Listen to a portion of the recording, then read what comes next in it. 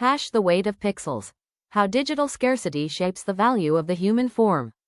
Why does a hand-carved marble statue feel sacred, while a million-pixel image feels disposable? It is not a simple question about taste. It is a question about weight. Not physical weight, but perceived permanence. And in the digital age, that weight has nearly vanished. For most of human history, images were rare. To create a human likeness required time, skill, and material resistance. Stone had to be cut. Metal had to be melted. Paint had to be mixed, layered, and preserved. Every representation of the human form carried effort within it. And effort created value. Not just economic value, but psychological gravity. Consider Michelangelo's David. It is not just a sculpture. It is a record of labor, risk, and irreversible transformation. A single mistake in carving marble could not be undone. The material itself resisted creation. And that resistance became part of the artwork's meaning. The figure feels important not only because of what it depicts, but because of what it took to make it exist. Now contrast that with the modern digital image. A portrait generated in seconds. Copied endlessly. Shared infinitely. Modified without degradation. In this environment, the human form becomes weightless. Not physically, but symbolically. Digital imagery has removed scarcity from representation. And with scarcity gone, a strange shift occurs. Attention becomes the new value system. What is rare is seen as important. What is abundant is seen as ordinary. And what is infinite risks becoming invisible. This is the paradox of pixels. A digital image can be flawless. It can be high resolution. It can be visually striking. But it lacks the friction of creation that once anchored meaning to material art. There is no resistance in generation. No physical cost embedded in the final form. Only reproduction. This is why platforms feel overwhelming. They are not just archives of images. They are environments of saturation.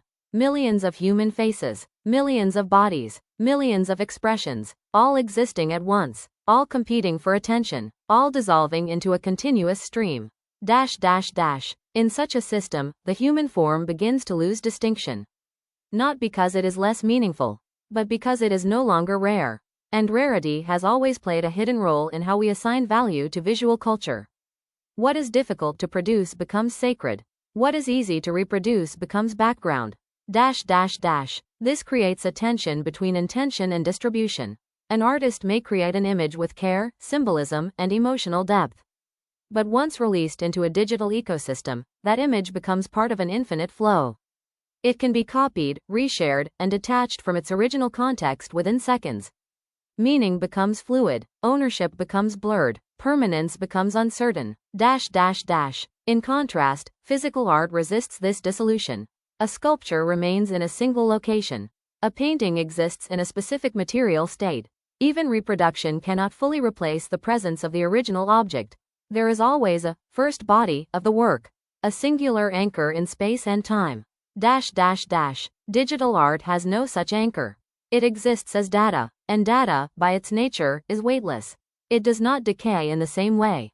It does not age. It does not resist duplication. It spreads instead of settling. This is where the concept of digital scarcity becomes important. Platforms attempt to reintroduce value through limitation. Views, likes, algorithmic reach, exclusivity, trending cycles. But these are not material constraints. They are perceptual ones, designed not to limit existence, but to control visibility. So we arrive at a new question. If everything can be reproduced infinitely, what makes anything feel significant? Is it the object itself? Or the conditions under which we encounter it? In the age of infinite images, scarcity is no longer physical. It is algorithmic. What we see is not determined by what exists, but by what is allowed to appear. And that shift changes everything about how we understand visual value. Because the weight of pixels is not measured in material force. It is measured in attention. And in a world where attention is constantly divided, even the most powerful image risks becoming weightless. Unless something resists its disappearance. Unless something makes it feel rare again. And perhaps that is the real transformation of our time. Not the end of artistic meaning, but the relocation of its weight. From stone to screen, and from permanence to perception.